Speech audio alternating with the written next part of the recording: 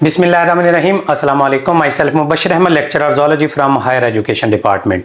बेटा, जैसा कि आप सबको पता है, हमने एवरीडे साइंस की लेक्चर सीरीज स्टार्ट की हुई है, जिसके अंदर हमने कंप्लीट एवरीडे साइंस है 4 क्लास से लेकर 10th क्लास तक कवर करेंगे। जिसके अंदर एवरीडे साइंस जो कि 1 पेपर में आती है, या PST CT या जितनी भी ये KPK की ईटा के थ्रू जॉब्स आई हैं, उसके अंदर ये कवर करवाएंगे तमाम की तमाम चीज़ें।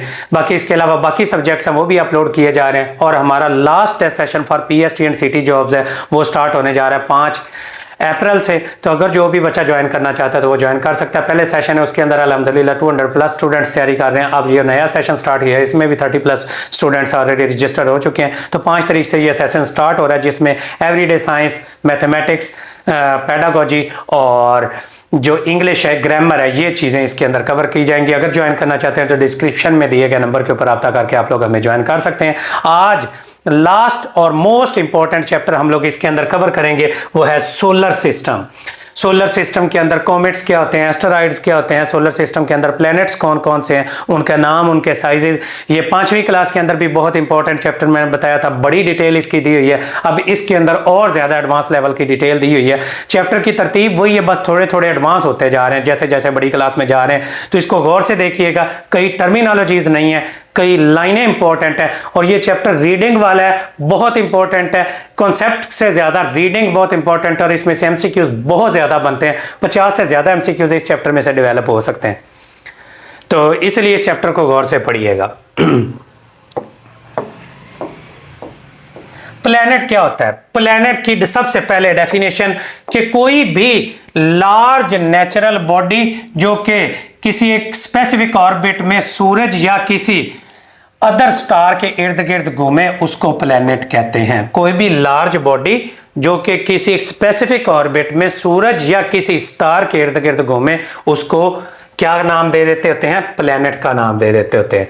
2013 के मुताबिक 900 से ज्यादा प्लैनेट है वो आइडेंटिफाई हो चुके हैं पूरी यूनिवर्स के अंदर। ये 2013 है, तो अब तो इससे भी ज्यादा हो चुके होंगे।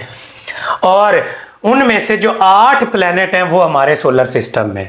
वो 8 कौन कौन से हैं? मरकरी है, वीनस है, अर्थ है, मार्स है। इनको याद करने का तरीका भी मैं आगे बताऊंगा। जुपिटर है, सैटर्न है, यूरेनस है, नेपच्यून है। पहले 9 होते थे, प्लूटो भी इसमें ऐड था, लेकिन अब वो ड्वार्फ प्लैनेट्स के अंदर ऐड कर दिया गया। मेन 8 प्लैनेट्स हैं हमारे। सूरज के करीब तरीन कौन है और सूरज से दूर तरीन कौन है? ये MCQ farthest from the sun और क्लोजेस्ट टू द सन। सबसे जो क्लोजेस्ट है बेटा, सूरज के करीब तरीन जो प्लेनेट है वो कौन सा है? हमारा मरकरी, ये याद रखिएगा। और फारदेस्ट कौन सा है? ये MCQs आ जाता है जी, नेपच्यून। ये 2 MCQs हो गया। आगे नंबर और तरतीब याद रखेंगे, तरतीब के साथ याद रखेंगे तो आप लोगों को पता चल जाएगा इनका नंबर कौन सा है। कि अर्थ का नंबर सूरज के की तरफ से अगर चलें तो कौन सा है? 3rd नंबर है। वीनस का कौन सा है? मार्स का कौन सा है? 4था नंबर है। तो ये नंबर्स आप लोगों को इस तरह से भी MCQs है वो याद रखने हैं। अब प्लैनेट्स, 2 तरह प्लैनेट्स को, ये 8 के 8 प्लैनेट्स को 2 हिस्सों में डिवाइड किया गया। इनर प्लैनेट्स जिनको टेरेस्ट्रियल प्लैनेट्स भी कहा जाता है, ये सन के करीब है, ये रॉकी इन नेचर होते हैं। इसमें मरकरी, वीनस, अर्थ और मार्स, ये जो पहले 4 हैं ये छोटे भी हैं और ये सूरज के करीब भी हैं और रॉकी इन नेचर भी हैं। इनको इनर प्लैनेट्स कहा जाता है। आउटर प्लैनेट्स गैस जॉइंट्स हैं, बड़े हैं, अवे फ्रॉम द सन है। इसमें जुपिटर, सैटर्न, यूरेनस और नेपच्यून ये होते हैं। अब which one of the following is not a joint planet? Which one of the following is not a inner planet या टेरेस्ट्रियल प्लैनेट? तो इधर से आपने ये चारों की तरतीब याद रख लेनी है कि कौन से इनर प्लैनेट है और कौन से आउटर प्लैनेट है। तो ये आपका MCQs है, इसके अंदर कवर हो जाएगा। तो ये बहुत इंपॉर्टेंट MCQs है। अब सबसे बड़ा प्लैनेट कौन सा है? अब साइजेस के लिहाज से इधर एक्सप्लेन किया गया। फिर अगेन MCQs, मैंने आपको बताया सबसे ज्यादा इसमें जुपिटर का साइज सबसे बड़ा है पूरे प्लैनेट के अंदर। दूसरे नंबर पर second most largest in the our solar system Saturn है। तीसरे नंबर पर यूरेनस है। ये 3 पहले बड़े और सबसे 2 छोटे हैं। सबसे छोटा मरकरी और सेकंड स्मॉलेस्ट जो है वो मार्स है। तीसरे नंबर पर वीनस है, और जो हमारा अर्थ का है ये बड़ों से छोटों की तरफ जाएं तो 5वां नंबर आता है, छोटों से बड़ों की तरफ जाएं तो 3रा नंबर आता है। ये नंबर इस लिहाज से भी आप लोगों ने याद रखने। टेम्परेचर के लिहाज से हॉटेस्ट कौन सा है, कोल्डेस्ट कौन सा है? हॉटेस्ट बेटा कौन सा है? वीनस है, जिसका तकरीबन 400 डिग्री सेंटीग्रेड के करीब टेम्परेचर होता है। और जो कोल्डेस्ट प्लेनेट है वो कौन सा है, जिसका ये 300 के करीब है, वो नेपच्यून है। ठीक है, और उसके बाद भी कोल्ड है यूरेनस, नेपच्यून और सैटर्न और जुपिटर। ये चारों के चारों कोल्ड प्लैनेट्स काउंट होते हैं, बल्कि पांचों। ये पांचों को अर्थ न्यूट्रल है, बाकी ऊपर वाले हॉट है। ये 2 हॉट प्लैनेट है, ये न्यूट्रल है, और जो 5 हैं वो कोल्ड प्लैनेट्स काउंट होते हैं। ये इनको याद करने का तरीकेकार तरतीब के साथ ये बड़ा आला वो दिया हुआ है। My very educated mother just served us noodles. My से मार्स, वीनस, आगे अर्थ, और उसके बाद वो मरकरी से, इधर मार्स आ जाएगा, ये सॉरी मरकरी था, ये मार्स आ गया। आगे जुपिटर और सैटर्न, यूरेनस और नेपच्यून, ये सारे के सारे इस तरह से वो तैयार हो जाएंगे आप लोगों के, ये ऑर्डर के साथ तैयार हो जाएंगे। तो ऑर्डर ये दिया हुआ है, प्लैनेट्स है हमारे, और उनके अंदर जो एक दिन है वो कितने घंटों का होता है, ठीक है, और एक साल कितने का होता है, ये भी याद करना बहुत जरूरी है। हम अर्थ के साथ कंपेयर करके चलते हैं। अर्थ 24 घंटे का एक दिन है और 365 दिन का एक साल है। इसमें सबसे बड़े डेज किन के अंदर होते हैं? सबसे बड़ा डे मरकरी में, और सबसे छोटा डे 19 घंटे का होता है, वो नेपच्यून के अंदर है। सबसे बड़ा साल किसके अंदर होता है? ये देखें, साल के लिहाज से अगर देखा जाए तो साल सबसे बड़ा 687 दिनों पर मुश्तमिल होता है, मार्स का। और सबसे छोटा साल किसका है? वो आप अगर देखें तो 28 डेज पर मुश्तमिल होता है, मरकरी का। ठीक है, तो इनकी 1 डे की रोटेशन और ये रेवोल्यूशन जो सूरज के इर्द गिर्द पूरी करते हैं, तो वो इधर बता देगी एक दिन और एक जो साल है कितने कितने डेज में कंप्लीट होता है। ये बेटा थोड़ा सा रट्टा मारना पड़ेगा, ये याद करने पड़ेंगे, मेमोराइज इनको करें। ये भी एमसीक्यूज बहुत इंपॉर्टेंट है, ये एमसीक्यू से इंफॉर्मेशन से भरा हुआ चैप्टर है। Jupiter largest planet of the solar system, मैंने पहले बता दिया, 11 टाइम द अर्थ है। और मरकरी स्मॉलेस्ट है, 18 मरकरी प्लैनेट्स मिल जाएं तो एक अर्थ बनेगी। वीनस हॉटेस्ट है, और जो कोल्डेस्ट प्लैनेट है वो नेपच्यून है। Venus rotate so slowly on its axis that its 1 day is almost equal to the 1 year of the earth। Venus का एक दिन हमारे एक साल के बराबर है, इतना स्लो ये घूमता है अपने इर्द गिर्द, यानी कि बहुत स्लो घूमता है। जुपिटर का डायामीटर कितना है, ये भी एमसीक्यूज है, किलोमीटर्स में भी, माइल्स में भी। अगेन ये अर्थ का 11 मीटर है, 1300 टाइम्स अर्थ से ये बड़ा है, मतलब 1300 जमीनें हमारी इकट्ठी की जाए तो एक जुपिटर के अंदर आ सकती हैं। Planets and dwarf planets. Planets, sun and the culture of bodies around it make the solar system. Our earth is one of the 8th planet in the solar system, और जो कि सन के इर्द गिर्द ये फिक्स्ड ऑर्बिट के अंदर घूमते रहते हैं। Sun hold all the planets in the orbit, some planets had 1 or more moons। Total moons कितने हमारे सोलर सिस्टम के अंदर, ये भी देखेंगे। बाकी मून की तादाद किस किस प्लैनेट में कितनी कितनी है, 5वीं क्लास वाले इस चैप्टर के अंदर हम लोग कवर कर चुके हैं। ये इधर ना कैरेक्टरिस्टिक्स दिए हुए, ये भी एमसीक्यूज बन सकता है कि इंटरनेशनल एस्ट्रोनॉमिकल यूनियन IAU ने जो डिफाइन किया था प्लेनेट को, उसके मुताबिक एनी सेलेशियल बॉडी जो कि किसी स्टार के इर्द गिर्द घूमे, ये लार्ज इतनी होनी चाहिए जो कि ग्रेविटी की वजह से अपनी शेप स्फीयर में रखे, और must be enough gravity that it cleared away from any other subject with the similar size and its orbit around the sun, कि इसको हम इतना बड़ा इसको जरूर होना चाहिए कि हम दूसरी ऑब्जेक्ट से इनको सेपरेट कर सकें। तो ये एक प्लेनेट की जनरल डेफिनेशन, एक स्टार की जनरल डेफिनेशन बताई हुई है, और प्लेनेट की, सॉरी।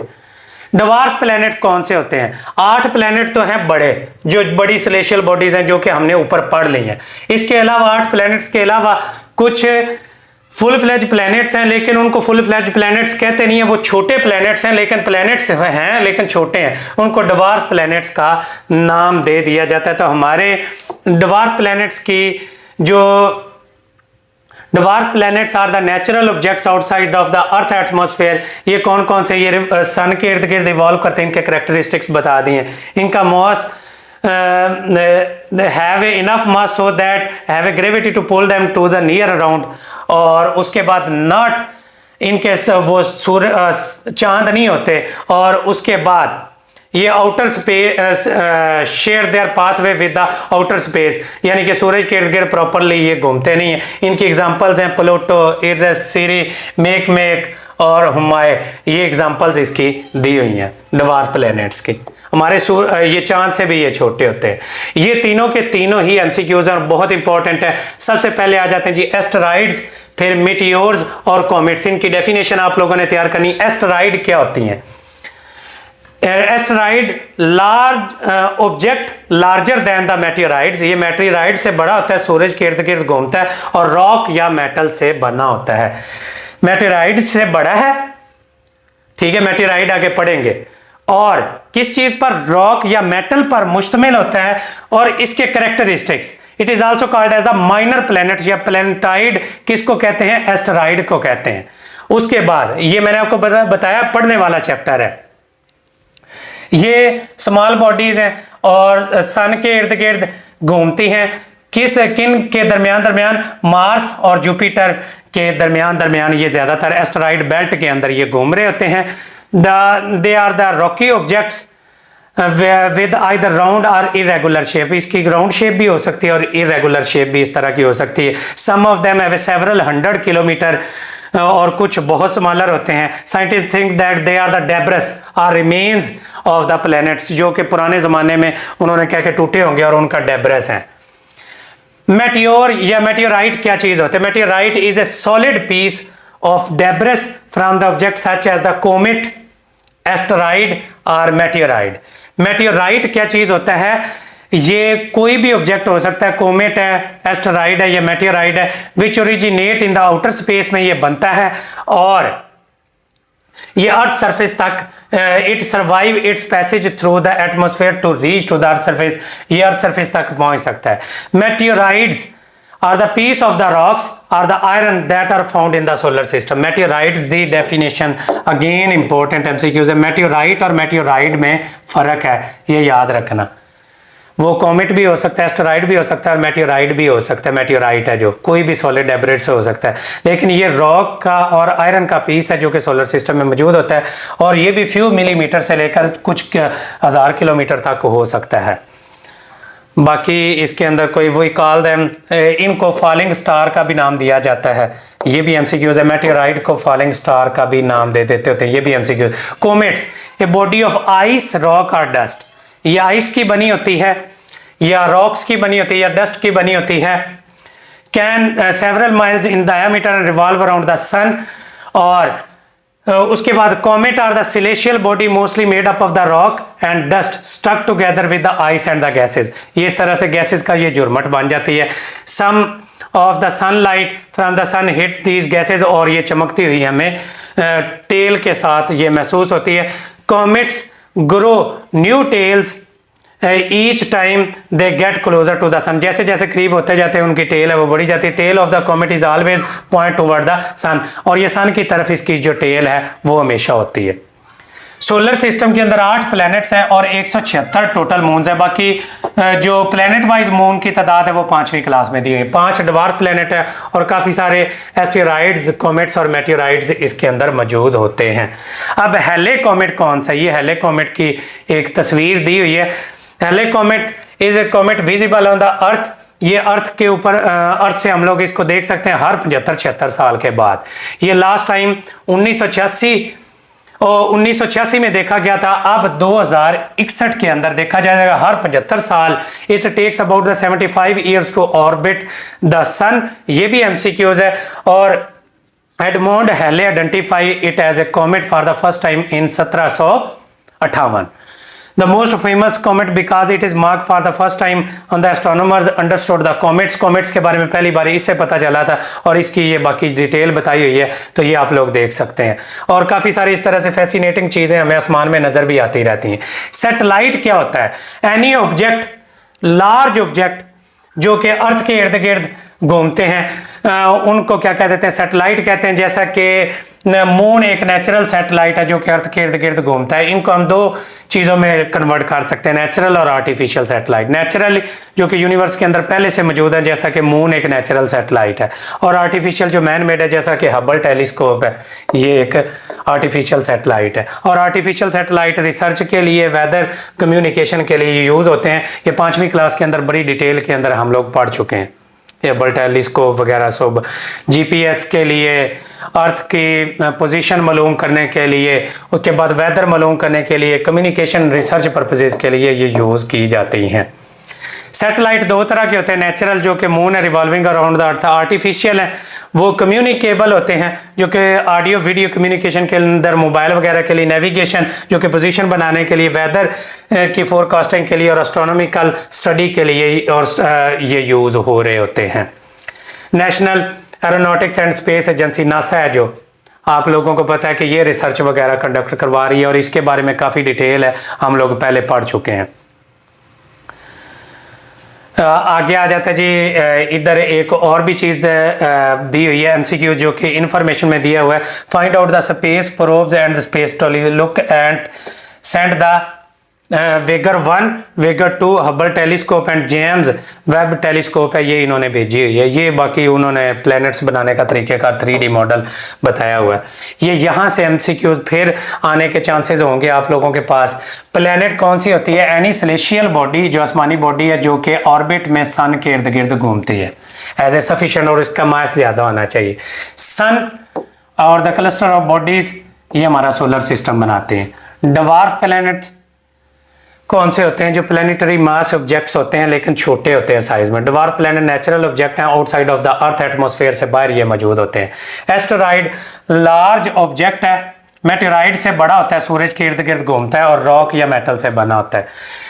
मेटेराइड क्या चीज होता है? Solid piece of the debris है जो कि कॉमेट, एस्टेरॉइड या मेटेराइड हो सकता है और ये आउटर स्पेस में बनता है। और सैटेलाइट क्या चीज होती है? सैटेलाइट क्या चीज होती है?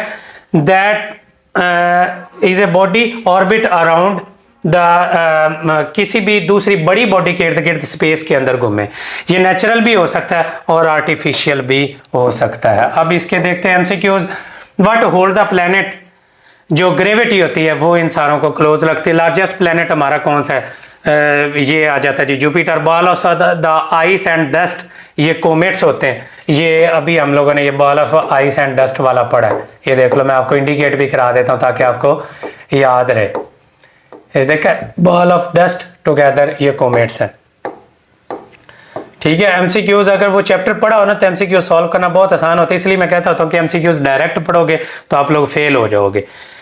तो Pluto was one of the planet in 2000 classified nearly round bodies of the object, और अब इसको हम डवार्फ प्लैनेट कहते हैं। ये पहले था, अब नहीं है। डवार्फ प्लैनेट की और भी एग्जांपल दी हुई थी वो तस्वीरों में, वो आप लोग देख सकते हैं। What make the sun most important than the other star, unlike the other star, sun का जो होता है सन हॉटेस्ट स्टार है, इस वजह से ये दूसरों से डिफरेंट है, दूसरे स्टार से। आगे आ जाता है जी तरतीब। तरतीब बतानी, तो वो तरतीब याद करने का जो मैंने तरीकेकार आप लोगों को बताया था, ये मरकरी, वीनस, अर्थ और मार्स, ये एग्जांपल्स हैं। और ये चारों के चारों कौन से दिए हुए हैं? जो closest to the sun planets हैं उनकी दी हुई है। इसी तरह से फारदेस्ट फ्रॉम द सन है, उनकी भी आ सकती है। What is the position of the Mars, Mars की पोजीशन सन से कौन सी है? ठीक है, मरकरी, वीनस, अर्थ और मार्स, ये फोर्थ इसकी पोजीशन है। और उसके बाद small solid rock travelling around the atmosphere. Solid rock जो होती है ये अभी हम लोगों ने पढ़ा है, ये एस्टेरॉइड होता है। ये देखो, ये इसके अंदर भी मैंने आपको की पॉइंट्स में भी पढ़ाया है। एस्टेरॉइड क्या चीज होता है? ऑब्जेक्ट लार्जर देन, और ये made up of the rock और मेटल। ठीक है, जो कि सूरज के इर्द गिर्द घूम रहा होता है। और अगर सिर्फ अकेला सॉलिड पीस है एटमॉस्फेयर में मौजूद हो तो उसको मेटियोर कहते हैं। तो ये मेटियोर की डेफिनेशन ये इधर देख लें। ये सन के इर्द गिर्द, एस्टेरॉइड सन के इर्द गिर्द घूमता है। जो मेटियोर होता है ये भी सॉलिड होता है लेकिन ये आउटर स्पेस में ओरिजिनेट होता है। तो ये एटमॉस्फेयर वाला जो आया हुआ है तो ये फिर कौन सा होगा? मेटियोर होगा। इसका आंसर क्या होगा? ये किधर गया जी एमसीक्यूज, ये मेटियोर इसका आंसर होगा। एस्टेरॉइड अगर सूरज का अगर जिक्र कर देते तो फिर एस्टेरॉइड होना था। बस इनके अंदर ये बेसिक सा फर्क है। तो चैप्टर हो गया फिनिश। और पूरी बुक पढ़ने के बाद आप लोगों ने उसको दोहराने के लिए, ये ग्रॉसरी है, एक बार जरूर रीड आउट कर लेनी है। इसमें से भी एमसीक्यूज है, कभी कभी पूरा चैप्टर है वो पढ़ लेते हैं, लेकिन कोई ना कोई टर्म है वो ग्लॉसरी में ऐसी लिखी होती है जो कि डिफरेंट होती है दूसरे चैप्टर से। तो अल्हम्दुलिल्लाह के 12 चैप्टर हैं 6th क्लास के कंप्लीट हो गए, जैसे कि पहले वाले चैप्टर सारे के सारे कंप्लीट किए हैं। 5 भी होगी, 5वीं भी होगी और 6ठी क्लास भी अल्हम्दुलिल्लाह आज कंप्लीट होगी। कल से इंशाल्लाह 7th क्लास स्टार्ट करेंगे और नया सेशन है वो भी कल से स्टार्ट हो रहा है। तो अगर आप लोग ज्वाइन करना चाहते हैं तो ये हमारे डिस्क्रिप्शन में दिए गए नंबर पर राब्ता करके 1 पेपर के लिए या ये पीएसटी और सिटी जॉब्स के लिए आप लोग ज्वाइन कर सकते हैं। बाकी best of luck to all of you. Thank you so much and अल्लाह हाफिज़।